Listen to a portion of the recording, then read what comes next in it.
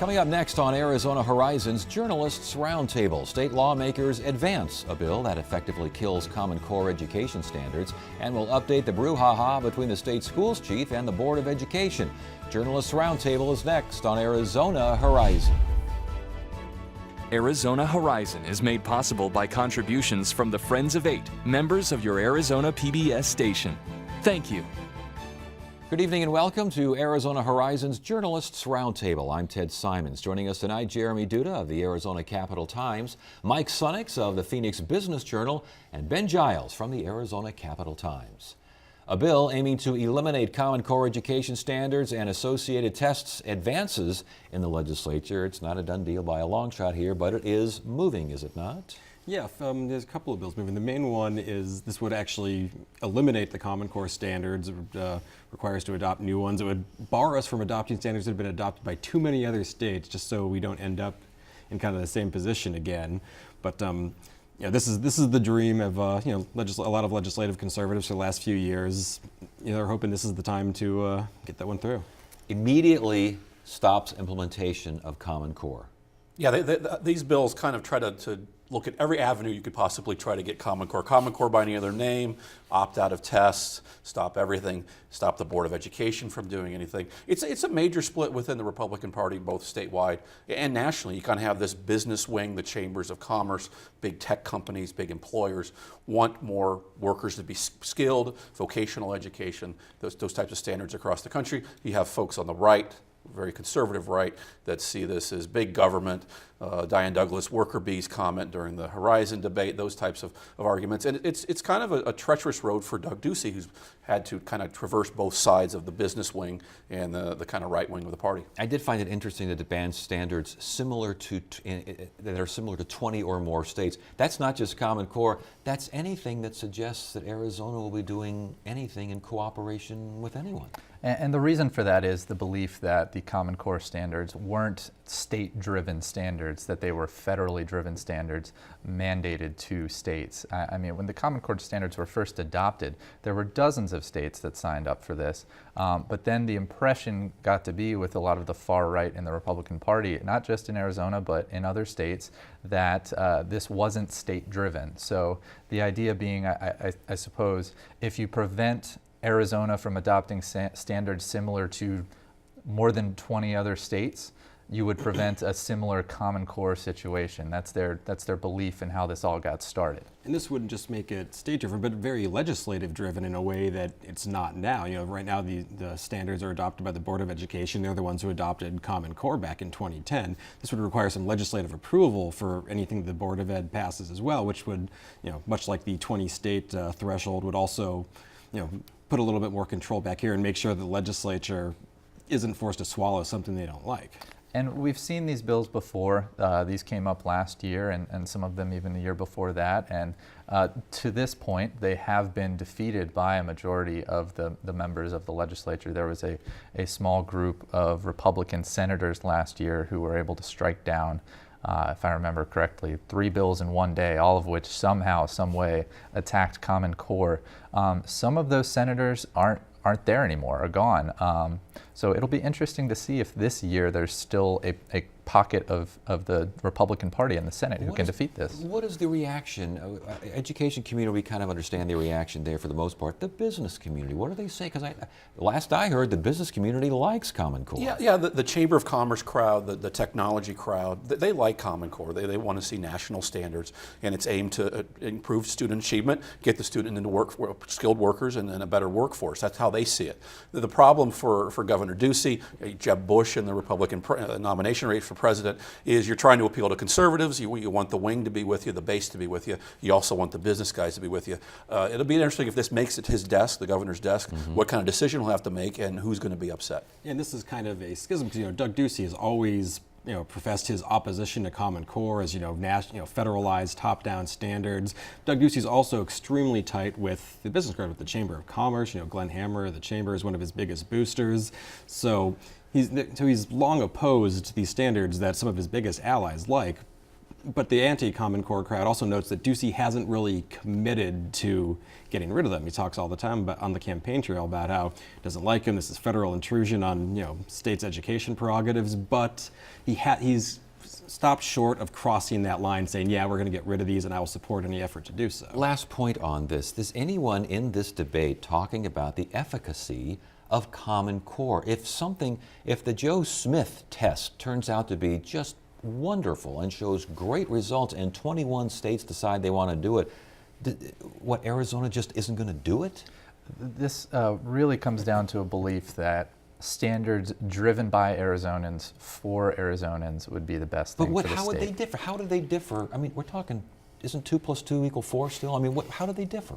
What's the argument there? They might not, and that's the problem with this bill, and the concern with this bill is that restricting what you could adopt based on what other states do could handicap the board, could handicap the legislature, whoever might end up adopting standards in the future, from being able to adopt the best. The current occupant of the White House kind of drives this debate kind of on a political level, where folks on the right see this as national, they see this as coming from the federal government, thus it's coming from Barack Obama. So it's kind of increased their opposition there, where you didn't see that stuff come up with No Child Left Behind with his predecessor. But there is a legitimate education debate out there. How many tests do we need to have? We have Ames, all these states have tests, the teachers are teaching to the tests, that's all they do, that's all we look at is these numbers, and we're not educating the whole child, those types of arguments. Those are legitimate arguments about where the educational system is going, where vocational fits in there versus everybody needs to go to a liberal arts school. But the politics always rears up because it's easy to spot out. There's a lot of Republicans that think this is nationalization, or we're going to follow California and Massachusetts down the road. And that right there is where that pride issue comes into play, that Arizona knows best for Arizona. And I hear this repeatedly at the Capitol when these bills are defended. The lawmakers who are pushing this anti-Common Core agenda sincerely believe that they could come up with better standards for Arizona students. And this isn't actually the only anti-Common Core bill going through right now. That one is the most severe, but there's others that aimed at the testing, not at the standards themselves. One that would give parents the option of opting their kids out of the test, the AZ merit test that Arizona last year or a year or two ago already pulled out of this. The main test being used by Common Core states, and developed our own. This would allow parents to opt out. Another one would simply require the Board of Education, the Department of Ed, to come up with a different test. So this is going on a few different fronts right now. And politically, for the folks down there and in Republican circles, Diane Douglas's success last year in the elections not lost. She ran totally on being opposed to Common Core. That was her only issue, and she's in office now. All right, speaking of Diane Douglas, what happened now this week at the Board of Education? She fired 2 workers. They're fired? Or so she thought last week. On Friday, the Board of Education basically gave her an ultimatum. They voted to essentially order her to allow Christine Thompson, the board's executive director, and Sabrina Vasquez, the assistant executive director, back to work because Monday was a holiday. They said the deadline is 8:30 a.m. Tuesday, and Douglas wasn't sure whether she was going to do it when she walked out of that meeting on Friday. So Tuesday morning, we were all gathered in front of the Department of Education with bated breath waiting, and the 2 of them with their lawyer in tow, strolled into the building. They were allowed back to work, seemingly ending the standoff. Of course, this still has the potential to kind of flare up a bit. Diane Douglas's attorney, both sides had to hire outside counsel here. Douglas's attorney sends a letter to the board's attorney on Monday saying, okay, we still think we're right. We're going to let them back to work, but they have to abide by a number of conditions, such as reporting directly to the superintendent, providing a lot of detailed information on how they spend their work days, authorization for vacation, sick time, stuff like that. Can I go to lunch? Right? Trips, conferences, trips and expenses, conferences, the whole 9 yards. And Mary O'Grady, the board's lawyer, sent him back a lawyer basically saying, that's nice, they don't have to do any of these things and we don't think they're going to. And that's kind of where it's at right now. I spoke earlier today with Greg Miller, the president of the Board of Education, who didn't want to comment directly on which, if any, of these conditions they were meeting, but he basically said that this has been relaxed. He said they're no longer under arbitrary requirements that aren't conducive to good business practices. It's your typical political turf battle. Most people don't know who's on the Board of Education, probably never heard of it before. Douglas won the election. Elections have consequences. She thinks she's able to come in there and clean house for people that she thinks advocate for Common Core. The governor disagrees. The other members of the board are appointed by him. And it's a typical kind of inside baseball political turf battle. At least she didn't have a George Wallace moment and tried to block the door on that. But what happened? I mean, I appreciate you trying to figure out whether or not they are reporting their hours and their sick time and their scheduled meetings. Though, what if they don't do that? What is she going to do? And that's actually not clear. That's kind of one of the gray areas in that who directs the Department of Education. Diane Douglas as the superintendent, it's kind of her job to direct that department and implement what the board has decided would be the standards for Arizona. And there's that tension there between an elected member of the board and the other 10 members who were around, and maybe some of whom were around when these Common Core standards were adopted. And it's unclear, as we're saying, kind of what the status of those terms and conditions are. I got a very short statement from Douglas's spokeswoman yesterday saying staff is following direction. I talked to the board president today, basically said, yeah, they're really not. This has been relaxed. We've kind of reached an accord here. But even if they have, for how long? Right now, the easiest solution seems to be Superintendent Douglas's proposal, which is the legislature should pass a bill clarifying that these folks are under the authority of the board. Well, and we had the President of the Senate and the Speaker of the House on this week, and I asked them if they were going to do that, and they said they repeat, and said it in many different ways. I kept trying to get at this, but they said in a variety of ways, we are going to let these two work something out and then come to us. Until then, it doesn't sound like there's any initiative to get something like that. I don't think they have any motivation to cross the governor on this. The governor, Diane Douglas, doesn't sign any of their bills. Diane Douglas doesn't negotiate the budget with them. The governor does. He holds a lot of cards in this debate at the legislature. There may be some conservatives down there that agree that maybe she should run the show down there. She won the election. Elections have consequences, but the rules aren't that way right now. And Ducey has a lot of power, and because he's the governor, I don't expect that bill to go anywhere anyways. And I think the concern is with the rules the way they are now, how long might this drag on? It seemed like it was over Tuesday morning when Thompson and Vasquez went back to work seemingly with no problems. And then these letters come out, these competing letters from lawyers for Douglas and for the board. And how long is this conflict? How long are they going to butt heads? And at what point might that actually impact students in Arizona? Please. Well, in Douglas's, what she proposed, this would actually, at least in her mind, cede authority to the board. She believes she has the authority over these employees. The statutes are kind of ambiguous on this, so she's saying we should make it clear that they have this authority. I don't know what the Department of Education is working on, but I know that the Board of Education is working on a draft. I don't know that anyone's reached out to, President Biggs or Speaker Gowan or to the governor's office. They've basically all told me that they haven't seen anything yet. But the Board of Education is working on this, and this legislation would back up Doug Ducey's position that the board has that authority, you not may the even see superintendent. some folks question, why is this an elected position? Why shouldn't maybe the governor just appoint the head of this like they do the other departments? But that's not going to go anywhere either.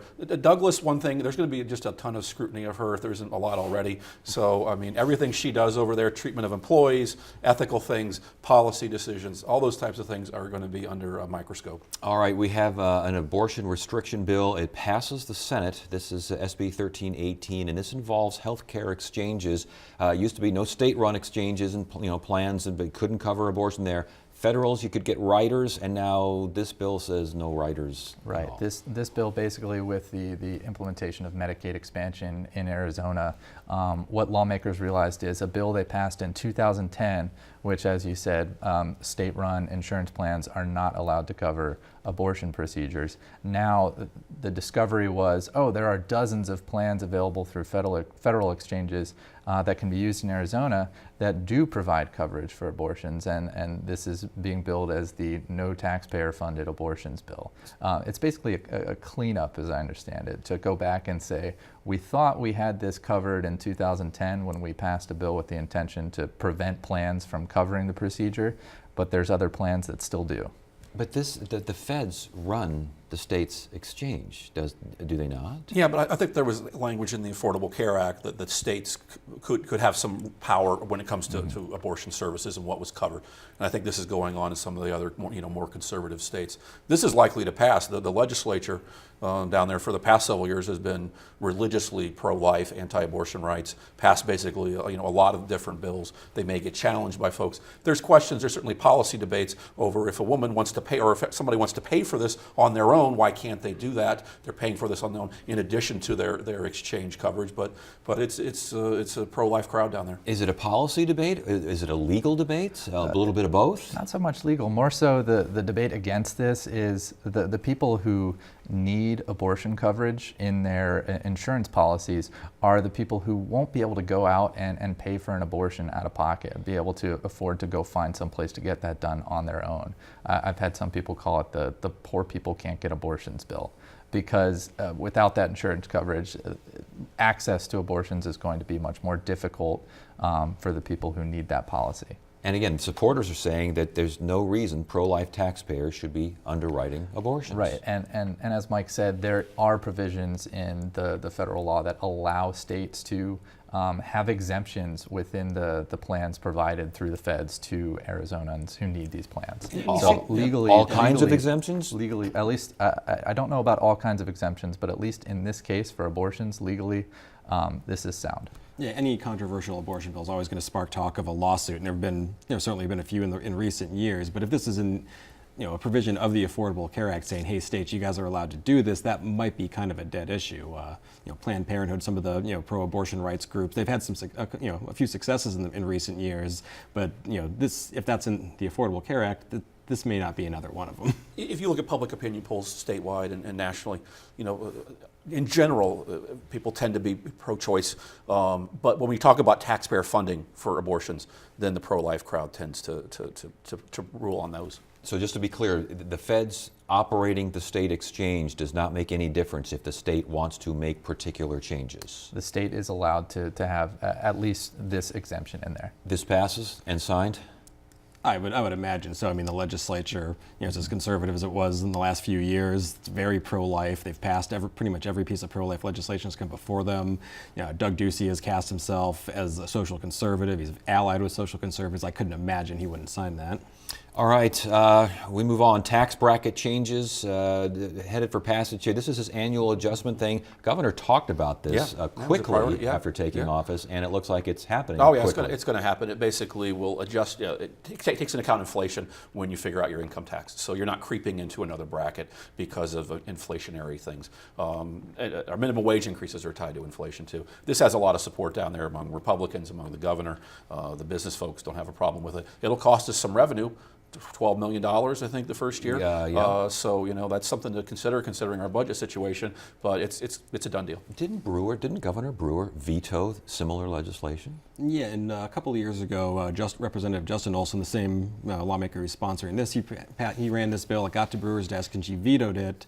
And last year she actually signed a very similar provision that made that change, but just for 1 year, just for the current year that we're in now. But when she vetoed the permanent one, she said, well, we don't know what finances are going to look like down the road. We don't want to tie our hands here. For the 1 year one, she said, the finances look good. We're going to do this. But Doug Ducey, this was a major agenda item of his in the state of the state. He ran from the day he got into that campaign. He said, I want to cut taxes every year. His hands are kind of tied on that right now because the state's kind of a fiscal disaster area. He wants to cut income taxes, and you obviously can't do that right now. But this is his tax cut bill for this year. And it's also an indication that he's getting along relatively well with leadership and all those folks down there. So they tell us. Everybody seems very happy with each other, and with this bill in particular, and also the way budget negotiations are going this year. The message I hear repeatedly from leadership in the Senate is we are far ahead of where we would be in negotiations in previous years with Brewer. And all indications are that the relationship has not soured. It's still the honeymoon period. When Ducey unveiled his budget, he brought legislative leadership out there with him. Remember, the last 3 years, Brewer told lawmakers eventually, gave him an ultimatum saying, send me a budget or I'm going to veto every bill you send me. I have a hard time seeing that happen amid all the kumbaya moments that we're seeing so far right now. And it's so happy-go-lucky down there right now that we've got lawmakers predicting this could be a historically short session, the shortest session we've had in decades. They're kind of all politically, ideologically on the same page. He had a lot of cuts in his budget. They tend to like that. They're fiscal conservatives.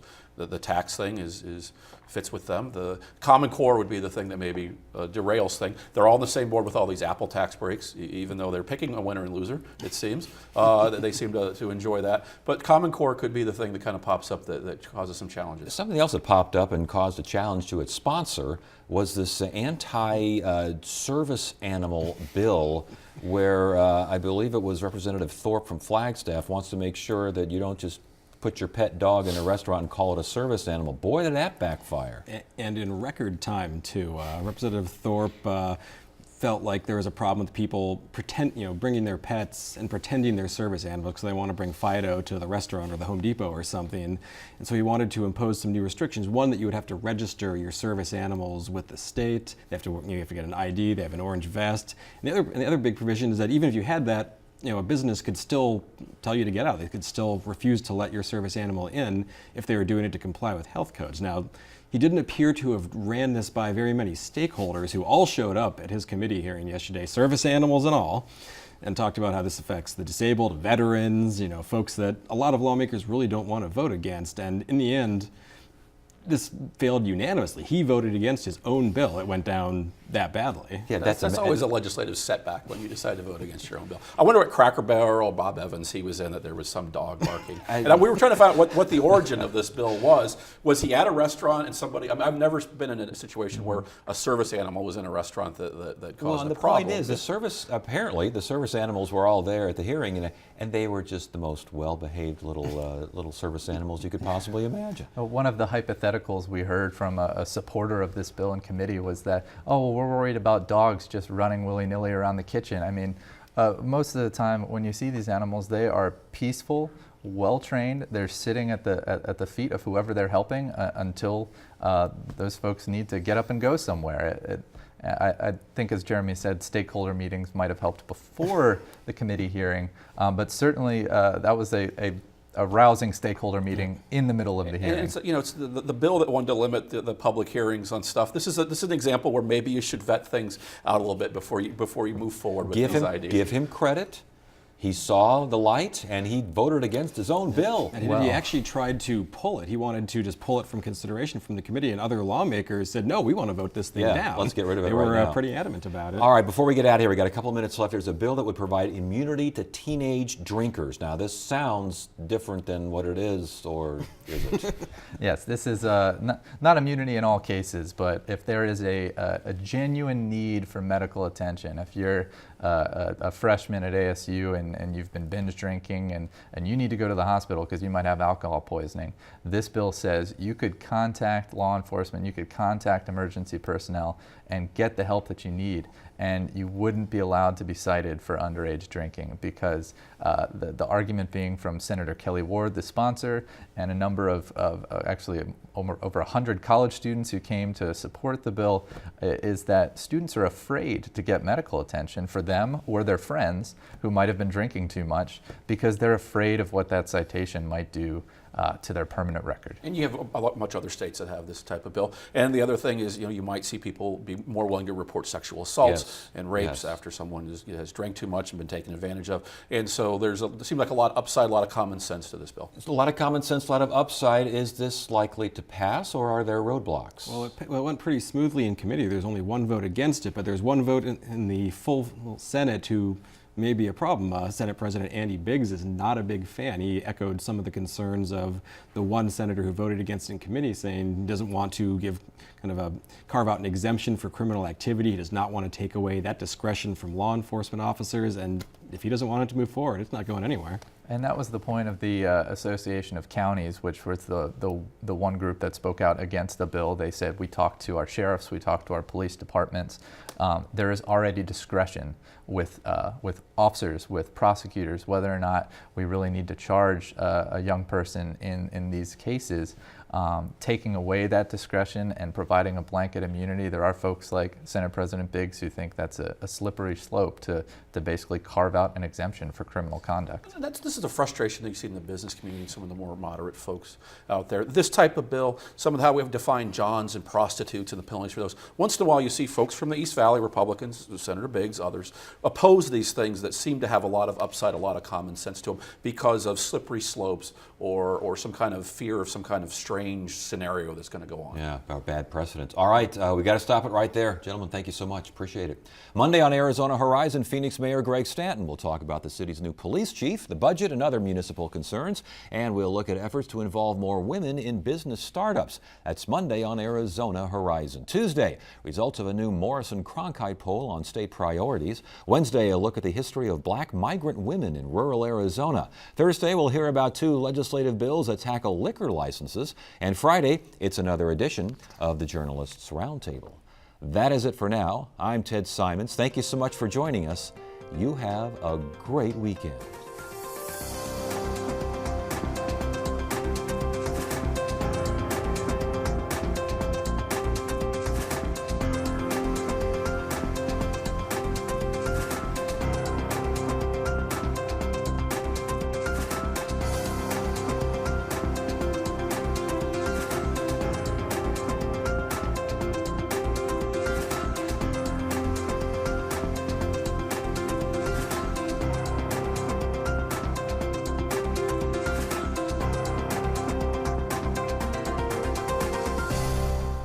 Arizona Horizon is made possible by contributions from the Friends of 8, members of your Arizona PBS station.